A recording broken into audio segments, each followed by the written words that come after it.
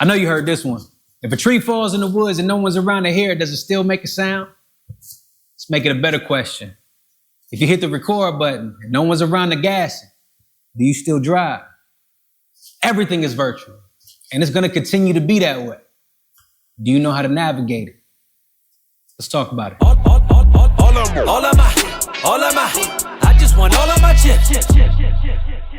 What's going on with you, ladies and gentlemen? It's your man's the meticulously multitalented Mark W. coming at you one more time yet again. How are you? Welcome back to Artistry Ascending right here on Traklife. Today, we're going to dive into the new virtual platform, the virtual stage. I don't know if you remember, but a couple of years ago, there was a time when we weren't allowed outside. We couldn't do it. And if you did go outside, you had to wear a mask. You had to stand 6 feet away from everybody. You couldn't even eat in the same facility. You were literally in a tinted bubble. You couldn't do anything normally. For a lot of you, you were annoyed. For a lot of you had to work from home. Well, you weren't the only ones to suffer. We as artists had to suffer. Of course, we're talking about COVID-19, the pandemic. We all found different ways to do things. We weren't any different as artists. We had to find a different way to perform because while we could still make songs, studio, pending certain test results, we could still shoot music videos, pending certain test results. We couldn't do any performances. Why? Like I said earlier, we had to stand 6 feet apart. We couldn't even tell if we could be in the same building with everybody. So what does that look like trying to be in this cramped space with 10,000 people in the arena and somebody coughs? You already know, pandemonium's about to break out. So we had to do things differently. That brings us to the virtual stage. Now, there are a couple answers to this. Versus Timbaland and Swiss Beatz, they put the idea out there. We can stream our performances. Now, I started off real small, just two artists. I think they were in different locations, in their respective homes, had their web camera up, and they just played their music from where they were at. Obviously, they introduced some sound stuff, some quality issues. Teddy Riley, we'll get into that in a second. But then there were some other answers. I believe LaRussell built a stage in his backyard. I don't know when he started streaming, but there was a streaming aspect to that. Thirds, party in my living room. Here in California, we knew that to be an actual thing. We go to a house and he would perform literally in the living room. Well, that turned into a real thing where he got a camera and started recording it and then broadcasting it to you guys. That took on its own life. Here at Traklife, we had our own answer. Raw stream. Shameless plug. Me and DJ Swivel hosted that show. That was our direct answer to the pandemic. Because, like I said, we couldn't perform. And for a lot of us, that's our lifeline. That's our lifeblood. Well, that exposed quite a bit.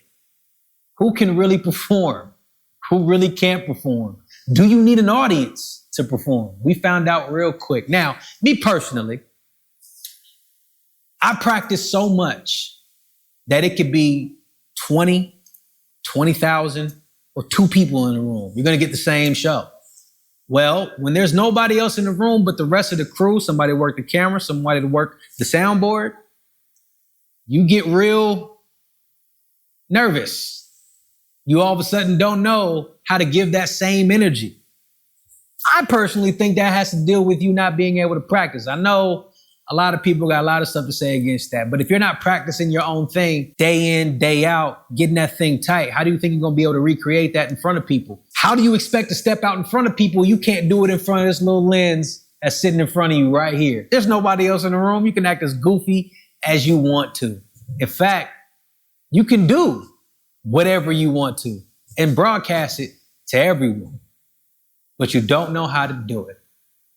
That was my experience with Raw Stream. We saw a lot of people not able to perform, but we saw a lot of people that were able to perform as if there were people in the room. I would tend to believe those people are actually practicing day in, day out, putting their blood, sweat, and tears and time in.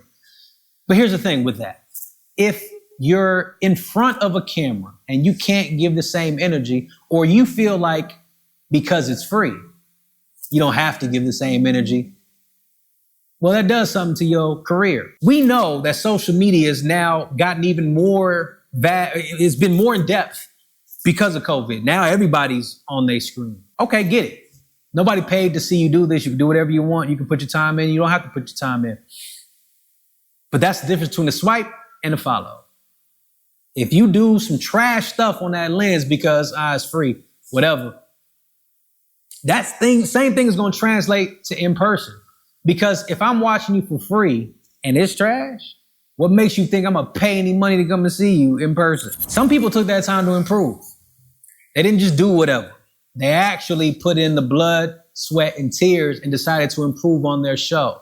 That does translate to what happens on a live show. Because think about it.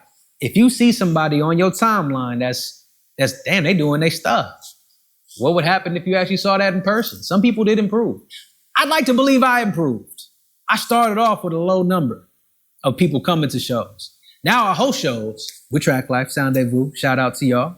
And people actually show up for me. They want to see who is this person that hosted all the Traklife live sessions all them times. They have all this energy. I want to see what he looks like in person. You got to have that same type of rapport with people.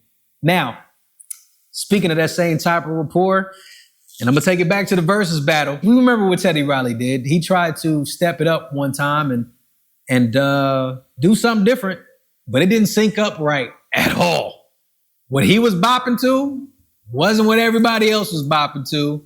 And it looked, I don't even want to say it looked like a bad Chinese flick, because even that is his own aesthetic. That thing just looked like, why? And it came from one of the GOATs. It made people take time to invest into the experience that you're giving people online. Because that matters. What they're hearing, what they're seeing, all that matters. And if you take the time to invest in it, like myself, I took time to invest. I had a Canon Rebel T6i, I believe. Now, at the time, I thought I was doing it. You know, internet connection. I can drop the picture right into my phone and all that. Yeah, that don't matter when, you know, you sitting in your room and everybody else is transmitting in 4K, 6K, talk about black magic and all that, and you sitting here at 1080p. Invest. We started investing in the experience we were giving our audience. I got a Sony A7 III now. I even invested in a proper mixing board, which is the Zoom. I think it's the L8 channel. I can plug in several 6 microphones and 2 external jacks. I also got a field recorder from Zoom again. If you want to look all this stuff up, it's available on Amazon. That's where I got all mine. Actually, the A7 I got from a friend. I bought it off of him, but it is available online. And you start to learn how these pieces of equipment work so you can provide a better experience. Again, that goes back to my other point. If you are taking the time to invest in the experience you're giving your audience on a free basis, I'm curious as to what type of time you're going to invest on an in-person, I paid you basis. Those things translate. The crowd notices that. And that takes me to crowd engagement. How much respect are you giving your audience? If they come by and they stop and they give you a like, if they leave a comment, are you immediately commenting back? Or are you just acting like some diva like, oh yeah, I do this? No, they took the time out of their day to say, hey, this is dope. I don't even care if it was a flame emoji and it took them 2 seconds. You should take the same 4 seconds, double the time, to reply back to them. Because this is what you signed up for. You signed up to be an entertainer to the masses, not glorify your own ego. However large it might be, you need to put that same type of energy back into them, because again, streaming online for a lot of cases, because we know there are other platforms where you can't pay, which is Coffee, Revolt, talking about Battles, and Diddy's network. You can actually pay for an experience, but for most part, TikTok, Instagram, Facebook, YouTube, most of this stuff is free. So if they took their time to give you a compliment, take time to reply to that compliment. That matters. On a streaming platform, when everybody's engaging, I think on Raw Stream, I took time to talk to everybody on that. We took time out of the show to say, hey man, throw some fire emojis, tell the artist you messing with them, follow their music. That's me back engaging with y'all, because you are existing on the other side of that camera. And we as artists have to acknowledge those people that exist on the other side of that camera. Though they might not be there in the room, you have to perform as though they are right there in the room. So I know I'm long-winded today, but this is a hot button topic. We're still dealing with this virtual landscape, and this is something that we will continue to deal with. COVID opened that up for all of us. We got to start investing in our quality. You got to start investing in your fans and start getting comfortable with the fact that you might have to perform in front of millions, but they're all behind this little black square circle. It's your man's the meticulously multitalented Mark W. coming at you one more time yet again. How are you? Thank you for stopping by Artistry Ascending. If you like what you heard today, please make sure you like, subscribe to Traklife to get more of this content. You know what it is. Tap in with me. You know, tap back. Peace. All of my